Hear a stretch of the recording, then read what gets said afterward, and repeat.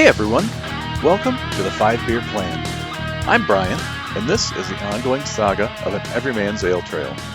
In this episode, I'll investigate the origin story of American IPA, talk about my favorites of that style, finish my conversation with Spree from TRU Colors in Wilmington, North Carolina, and review Tates Helles from Oyster City Brewing Company.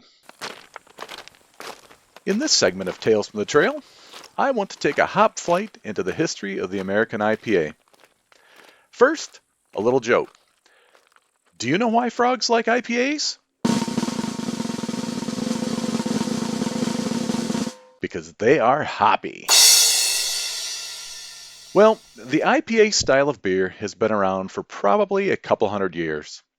There are differing opinions on how the style came about. Was it created to quench the thirst of the wealthy of the day? Was it maybe invented to survive the long ocean-going journeys of the day from Britain to colonial India? Or was it just a hoppy accident? Honestly, I don't want to get too hung up on this, as that's really not the question. What I want to do is understand where American IPAs come into focus. The first instance of the American IPA style was brewed in 1878 in Newark, New Jersey by Ballantine Brewing. Ballantine IPA was aged in wood and quote-unquote lavishly hopped. This beer survived Prohibition and managed to stick around for almost 120 years. Sadly, after subsequent buyouts, first by Falstaff Brewing and then by Pabst Brewing, in 1996 the Ballantine IPA was discontinued and probably should have stayed that way. In order to get a share of the craft beer industry, Pabst brought it back to the market in 2014 to mixed reviews. We only need to go back about 50 years to see the transformation. The craft beer revolution of the late 1970s saw many brewers wanting to set themselves apart from British IPAs, which were more mild and less hoppy, drinking more like pale ales. American IPAs, on the other hand, have bigger grain bills and lots of fresh hops. The ABV sweet spot of American IPA is somewhere between 5 and 8%.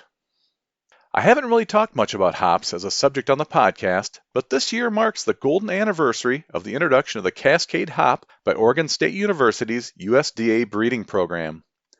So with hops in hand, the brewers on the West Coast clearly set the tone for the style. 3 years later, in 1975, Anchor Brewing in San Francisco, California celebrated the bicentennial of Paul Revere's ride by brewing its now famous Liberty Ale, which was single hopped with Cascade hops. Though not classified as such, this is the first instance of what would later characterize the style of the modern American IPA. A few years later, in 1983, Yakima Brewing and Malting Company released the first beer to be officially labeled IPA in the modern era. On the Beervana podcast, it is suggested that American IPAs have gone through 3 distinct eras, which I would agree with based on my research. The IPAs from the first era were characterized by 2 things: extreme bitterness and heavy, sweet malty bases that sort of acted as a balance. The second era of IPAs showed that hops could really shine and contribute flavor and aroma. Though hop bitterness still reigned supreme, brewers discovered that hops could contribute massive aromatics and introduce more distinctive flavors, specifically notes of citrus, pine, and cannabis. The third and current era of IPAs is typified by the development of techniques that fully unlocked hops' flavor and aroma potential. I would go one step further to say this is where the creativity of the craft brewer really shines. It is in this era that the American IPA category exploded into several substyles, which included red, white, black, Belgian, session, double, New England, fruit, and even India Pale lagers. I would also add to this list Brute, Farmhouse, Milkshake, Rye, Sour, Fresh or Wet Hop, and Cold IPAs. How much more can be done with the style is anyone's guess. In 1989, the Great American Beer Fest officially introduced the IPA category and awarded its first medals. Winning the inaugural gold medal that year was Rubicon Brewing's entry simply named India Pale Ale. In the decade that followed, IPAs became a source of growth and expansion for breweries nationwide. And it has come full circle.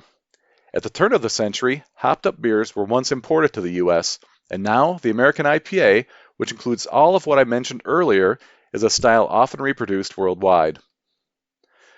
This makes sense, as the hop-laden style continues to be one of the most checked-in beers on Untappd. In 2021, the American IPA finished at the top for the 11th year in a row. Yes, you heard me right, the 11th year in a row, with over 7.2 million check-ins worldwide. Amazing. The top 5 American IPAs of 2021 are as follows. Coming in at number 5, Green from Treehouse Brewing. Number 4, TDH Alien Church Citra and Galaxy by Tired Hands Brewing Company. At number 3, Focal Banger from The Alchemist. At number 2 is Spruce Explosion from the 49th State Brewing Company. And at number 1, Julius from Treehouse Brewing Company. So whether you like American IPAs or not, it is clear they are here to stay. I want to thank Daryl from Bowling Green, Ohio for the question. I hope you find my findings interesting. And for everyone else, I'm always happy to dig into a topic that my listeners are interested in. If you have a question or a topic you'd like me to discuss in Tales from the Trail, direct message me on Instagram or send an email to 5beerplan@frontier.com. Well, this week's Hop Hack is about my favorite American IPAs. It should be no surprise that I use the Untappd app to keep track of my beers. So how do my check-ins stack up to what was seen globally in 2021? So I looked at this in a couple different ways. The first, I looked at the number of check-ins I've had per beer. So here's my top 5. In a tie for 5th place, IPA from Columbus Brewing Company and Truth from Rheingeist Brewing. At number 4, First Cut from Trogs Independent Brewing. Number 3, Torpedo Extra IPA from Sierra Nevada Brewing Company. Number 2, Blizzard of Hops from Trogs Brewing Company. And at number 1, the classic Midwest Two-Hearted Ale from Bell's Brewery. My top 5 American IPAs by way of highest ratings are as follows. Coming in at number 5, 1 Million Dong from Clag Brewing Company. Number 4, Julius from Treehouse Brewing Company. Number 3, Mosaic Nerd from Separatist Beer Project. Number 2, Julius from Treehouse Brewing Company. And then at number 1, More Than a Handful Citra IPA from Dutch Girl Brewery, which is sadly now defunct. I noticed there is a lot of variation between my ratings of American IPAs and what the global community rates them. A lot of this certainly has to do with the serving style. I really like my flights, and often I'm mixing a number of different styles at the same time, which can offer some off-putting flavor combinations. And a 4-ounce taster will also have a little bit different profile than that of a full pour of a beer. Another factor is where I am in my personal ale trail. Now, in my 7th year of craft beer, as my palate has gotten more refined, my appreciation and ratings of beer have changed as well. As I looked at the data, it comes as no surprise that the lowest rating of American IPAs I have appeared during the first 2 to 3 years of my craft beer experience. Now, it's time for Barstool Banter. I'm talking with Spree from TRU Colors out of Wilmington, North Carolina. Listen in as I conclude our interview discussing beer and working towards unity in society by using beer as a means to having open, honest conversations with people who are different than we are. Were you also part of the initial brewing of the True Light then as well? I was around. It was one of the founding members named Press. He came up since the beginning, being interested in beer, even when we didn't know anything about beer at all. He was one of the main ones that came from not knowing anything, and now he's a level 3 Cicerone, and Okay. he's helps brew the beer with the team. Our guy Kev and our guy Jeff and our guy Adam, and he worked alongside them. And he's been here since the beginning, just learning everything he can about beer. He was a huge part of the brewing process. I know a little something about it because I'm more the marketing side. Mm-hmm. So I know, it's 95 calories right now with a full 4.2% ABV. And we're actually trying to get it lower in calories because that's the whole point of making it approachable by everybody and making it crushable. You can enjoy it anywhere and making something premium available to the people. We know we like to call it the beer for people. and beer for a better world. So we want to just make something good and something with a great taste available for everybody. So you said you didn't drink beer before, so if you had a favorite beer to drink, I assume it would be the True Light. True Light. Yep. Yeah, it's not. I've coming up, man. I never seen, Brian. Just to be transparent, I never seen no commercials with no black folks on it. So that made me even want to drink beer or but think subconsciously they're marketing something to me. So now that I'm older, I'm in marketing. I'm like, wow, this is the opportunity to, expand the market and open it up and make it more accessible to demographics that was never in that market or in that space. So I tasted it and it wasn't too hoppy. It was crisp and clean. And I said, if any beer, this would be it. Not like a Heineken every now and then. Okay. And I'll try Miller Lite, which shout out to Miller Lite because they're majority stakeholders with our company as well. Okay, So cool. they've helped us grow at the pace we did grow at. They've been awesome partners of ours, and tip my hats off to them. And but it's a great tasting beer, and that's the only beer I drink. Right? Okay. How many do you have employed there at the brewery then? It's I want to say it's maybe 60 something. Okay. Yeah, it's half and half. I mean, it's a good amount of us. It's a good amount of us there.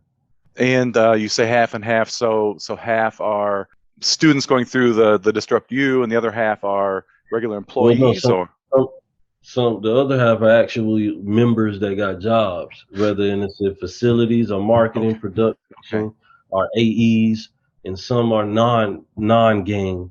That's like people with experience from other that got hired with special skills. So it's pretty So There's a good amount of my team are members. I work in marketing, and we got like 3-4 skill positions, but the rest of us is it's like 6 or 7 of us that are members that got positions. I have a director position. Another member has a director role. He's been here a while. I got a couple of my boys with me in Charlotte right now for a beer event. That's why I'm talking to you in a hotel room.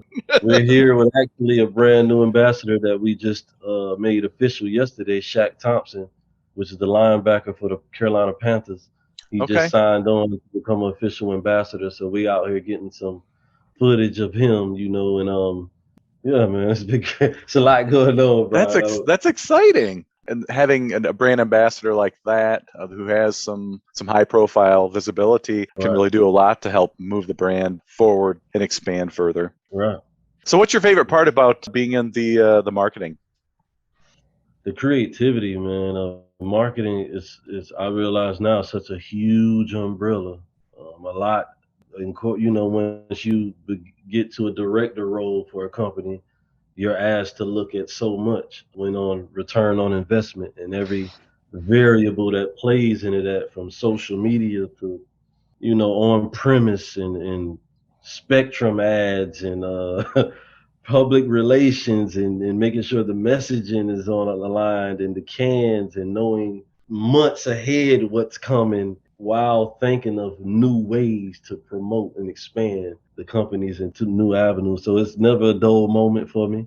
I love speaking about the mission and I love social media. A big part of my job is coming up with the right content that changes the narrative. We have a story-driven approach when it comes to marketing, just putting these guys on camera and letting them tell their stories and letting people see the realities that we up against and really being authentic about what we're doing here. So that's a big part of my job, is working with the guys and helping them tell their stories. So it's a lot of creativity, Brian, in marketing. I love just the creativity about it and not being repetitive every day.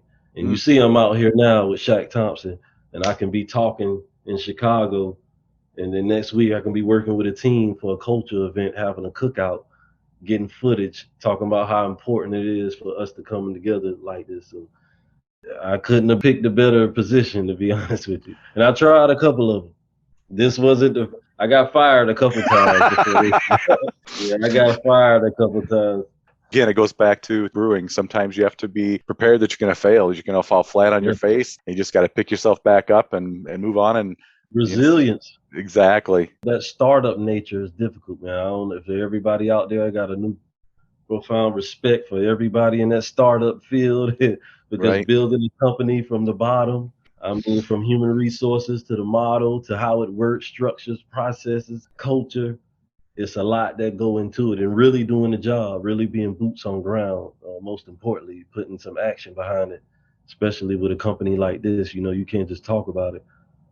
Even though we put out a lot of proactive, positive messaging about what we do, trying to educate, we're really out there. People got to take into account this. We're not just talking, that we're really still in the communities helping get jobs or teaching guys how to fix their credit or teaching them how to get a car or even saying, bro, therapy ain't nothing's wrong with therapy, bro. Guy, you need to go, bro. You having problems with your shorty, we'll help you find a program through something we'll facilitate. So it's so much going on right now, and even us being in Wilmington has changed the consciousness of the city. I've seen it myself through these 5 years, just people taking this issue more seriously and being more specific with this fight, because it's okay for all of us to have a specific fight and still join arms to push each other's efforts. It's okay to Yeah. do that. So now we got a lot of efforts to people, and a lot of programs was created that ain't even a part of TRU Colors, that is county wide, and that's created about 30 jobs that I can think of, and they're hiring still. So even though it's caused a lot of what I like to call healthy tension, because I expected that. I come from this, I know people was gonna, whoa, like, you guys, active, and you're working with the white guy, you sure he ain't exploiting? And it's a lot that came with this, but we all prepared for it because we know what we're doing and we know why we're doing it. It's been one ride, I tell you that. Cool. So creativity wise, I get that. I mean, that was part of the reason why, I personally started doing this podcast on beer, was because I was interested in promoting what I see as an industry that is resilient, that promotes unity, that takes creativity to a whole new level. Yeah. So, I mean, how many styles of beer are there? There are tons. And then you start adding this, that, and the other thing to it. I mean, the possibilities are endless, right? So, Right. it's a pretty cool area to be involved in. I know you said you don't drink much outside like the lagers. Have you tried IPAs? Have you tried sours? How much have you stretched yourself as far as beer goes?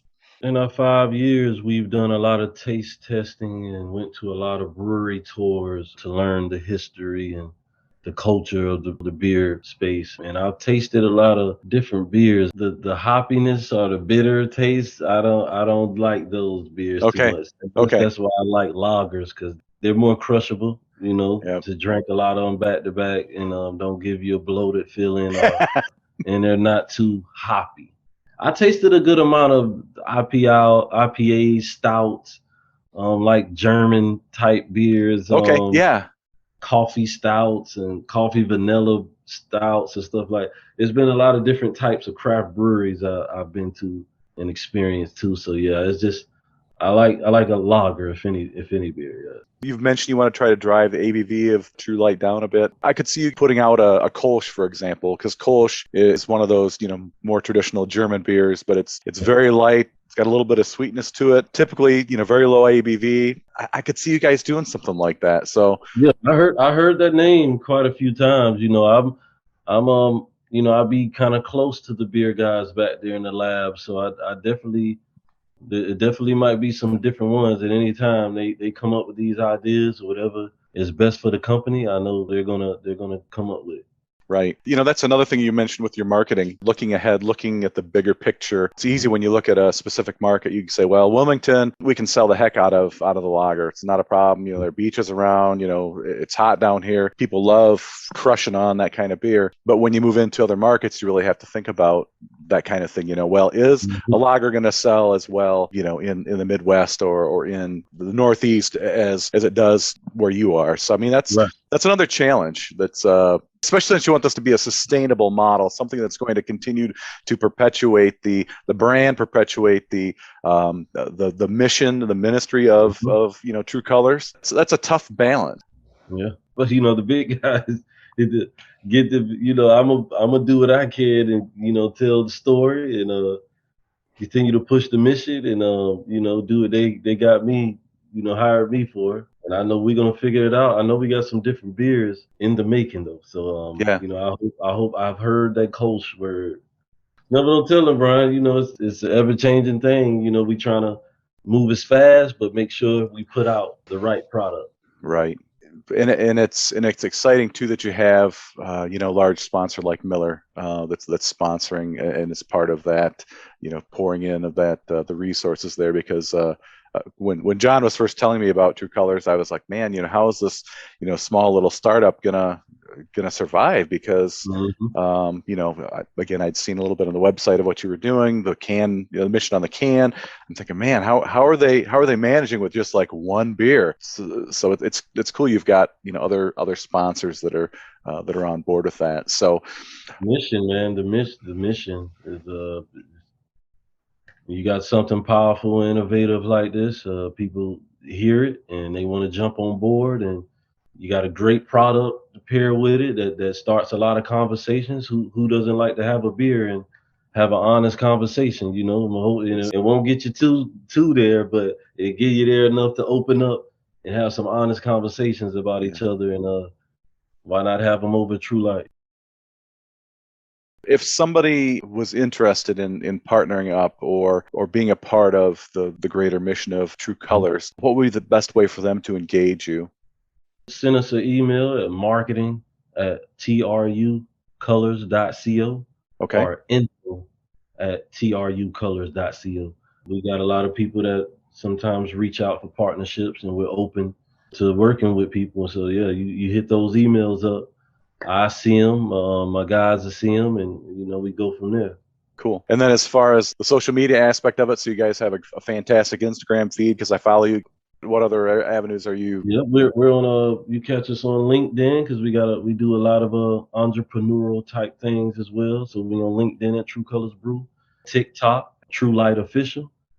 We on True Colors Brew on Instagram, Facebook, and we're getting ready to at some point relaunch our YouTube because we put out a lot of documentaries and stuff of that nature. So you'll be able to see a lot of edutaining content that really changes the narrative, because that's one of the big parts of why we have the studio, because we believe you can change perspective through arts, music and art. So we Yeah, do a lot of content based around educating and enlightening people about the approach, speaking up boldly and coming together, and most importantly telling the guy's story about change and how they came from out of this element, and if they can do this, with anything is possible.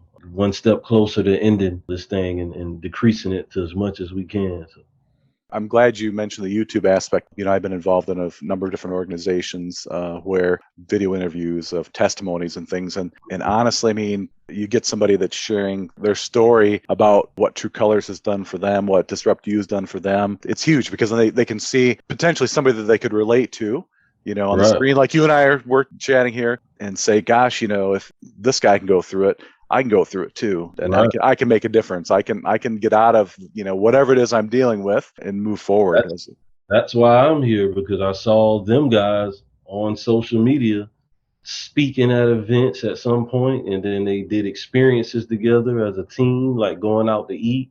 And it's the small things, even like going riding four wheelers and jet skis together, or going to the skate room, having a cookout together. It's stuff like that that helps people want to be at work. It makes Yeah, people want to learn and feel like they're in like a family type environment, and it influences growth personally and professionally. And when you got a program like Disrupt You and the culture like True Colors, and how we inspire people to be authentic and truthful, and but authentically adaptive is what we call it. Being yourself, but learning how to adapt and continue to learn and grow. It's no telling where you can go. you said authentically adaptive. And what it means, Brian, just us being able to come in there, as who we are, Hmm. and not, to judge us off the work we can do. Yeah, As long as we ain't in there on no disrespectful, just allow, the culture is really us. We'll be in some sweatpants, some Jordans with a fitted right at the table. And people be like, wow, like everybody's in here dressed how they want to, from the white, the black, everybody's in here relaxed. And we got some guys that do great jobs as far as their actual role. And whether that's in finance, these guys really do a great job. So having a culture like that allows you to be authentic to who you are, and within certain perimeters, speak your mind and go into one of them rooms and have a man to man, a woman to woman, a man to woman real conversation about something. It's surreal, really, because like I said, I was just in federal prison and I was in the streets all my life. I never saw myself speaking on stages in Chicago about impact investments and creating economic opportunity by, code switching and just understanding the human experience. And, it's unbelievable, honestly. And I'm just looking to create more opportunities for guys and keep spreading this mission. Yeah, I love that, dude. Are you from Wilmington? Yeah, born and raised. So, I mean, you have a vested interest in influencing and making change in that city you grew up in. So that's cool. I realized, Wilmington is relatively small, but when I started to travel, I realized how important the work really was and how we were planting a seed, and realized, because at times, Brian, it was tough to get to this point.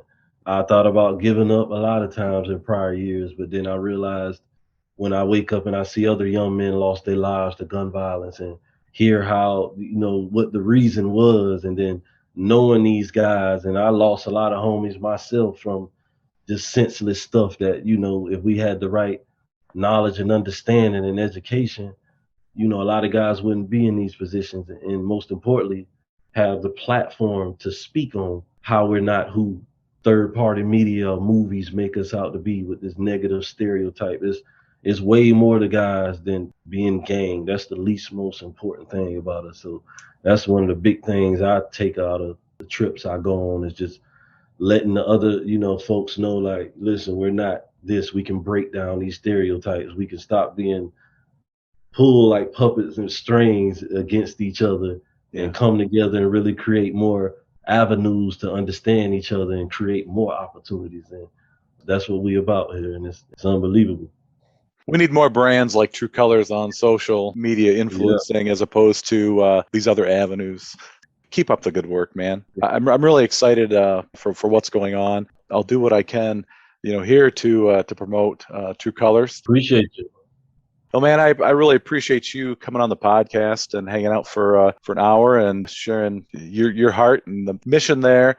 Well, I call it the good news. I always say, man, we got to spread the good news, man. We got to get out here and evangelize, and really, that's what we do our damage at, telling our story, connecting with people, and getting people to see, man, you got to break down these stereotypes, even that you got on yourself personally, because we all got ultimately some type of racism. Everybody's racist to a degree, how we're just brought up, movies, and how we look at the world. But it's to a degree who's, how much. But when we worked with each other, we both learned a lot. Like, oh shit, we thinking ignorant as hell about, this is like comical. We watch too much movies so that speaks volume for how we don't got enough platforms for us to really meet in the middle and say, damn, we are like, like, okay, well, let's go out and have dinner, So that's really how we do now. And we've had so many organizations coming there, and after having a social event, and their whole point was coming to learn, they leave like, wow, now we see them out in public. What's up? Like, so it'd be crazy, man. In my limited opinion, I think that we've become so social media dependent. So let's face it. I mean, you and I we're chatting face to face, but we're a few thousand miles apart. But we're still talking. We're still interacting. You can see my facial expressions. I can see your facial expressions. On social media in general, you don't get that. So I think you lose that. You lose that human touch, human connection. And I think that if more people would go and talk to their neighbor, talk to the person across the street that's different from them, and get to know them, we'd be in a much better position than we are currently. More TRU Colors. Right. I love that, man. Yeah, just having that space you can go to. It's unbelievable since we just opened the tap room. Just me sitting back with my experience with TRU Colors and saying, wow, this is the moment that we really got a demographic that would never be with this demographic openly coming together to eat. And the whole point with the ideal, because people know before they come here what could go on, a conversation that could make you uncomfortable, but you coming here to learn and become educated on breaking some stereotypes. So people come in with tons of questions, and it always ends with like people coming back and being a family and like, you know what, we do got to come together and do something about it. So yeah, we definitely need more true colors and true light beer. And what better way to promote that interaction and those discussions than to have, solid beer, solid food, and just sharing, just having a safe place to talk. You're right. Tell your story. We all got a story, we all got a story. Thanks for being on the show. Look forward to what TRU Colors does moving forward. Appreciate you, Brian. I really do, man. Last call. It's nearly time to wrap things up, but first, one more for the road. This episode, I'm drinking Tates Helles German-style lager from Oyster City Brewing out of Apalachicola, Florida. I want to give a big shout-out to my friend Joe. This beer was part of a mixer-sixer that he brought me from his recent vacation in Florida. From the brewery, Helles, for we English speakers, means bright, light, or pale. A traditional lager utilizing all German malts and hops to produce a malt accented, lightly hopped, golden, crisp, and crushable experience for the drinker. Named after local Tates Helles State Forest, Old Tate may have survived if he'd had a growler of Helles. So what the hell is a Helles lager anyway? Well, the style was originally created in the late 19th century by Bavarian brewers who wanted to take on the famous Czech Pilsner. Helles means bright in German. It is a bit maltier, but it has all the crispness of the Pilsner without the spicy notes that come from the hops. Without further delay, well, the fun thing about the name of this beer is that I happen to have been to Tates Helles State Forest, a 200,000-acre chunk of land that's been preserved. It's a cool place that takes you back to the Florida landscape that used to be before it was developed. In the same way, this beer takes me back to the old country. As I pour it pours out a beautiful pale golden color with no head. It has a bit of a bready aroma, which I expect. As described, it's got a crispness on the tongue that isn't overpowering. I also like the hint of orange sweetness on it, whether this is intended or imagined, maybe just because I'm drinking a Florida beer. At 5% ABV, this lager is light enough to be crushable, which I think is important whether you're sitting in your backyard or having a beer with your dinner. As a lighter beer, as I talked about last episode, this won't overpower the food that you're eating. So again, thanks to my buddy Joe, and thanks Oyster City for a refreshing take on this style. I give this one a 4 out of 5 taster on the flight board. Prost! Well, if you've got a beer you'd like me to drink and describe, leave a comment below. If you're a brewer and have one in mind, direct message me on Instagram and let's see what we can do. Well, that's all for this episode of the 5 Beer Plan. With so many podcasts out there, thanks for choosing to listen to mine. Join me next time when I sniff out Pronilthiol, share another hop hack, and talk to Corey Smith from Twin Oaks Brewing. Remember to hit the subscribe button to be notified of new episodes. I'd love to hear from you, so please follow me on Instagram, 5 Beer Plan 2022, and leave a comment to let me know what your favorite American IPA is. Be sure to support your local breweries, choose your beers wisely, and drink them responsibly. Until next time, keep walking your ale trail, and stay thirsty, my friends.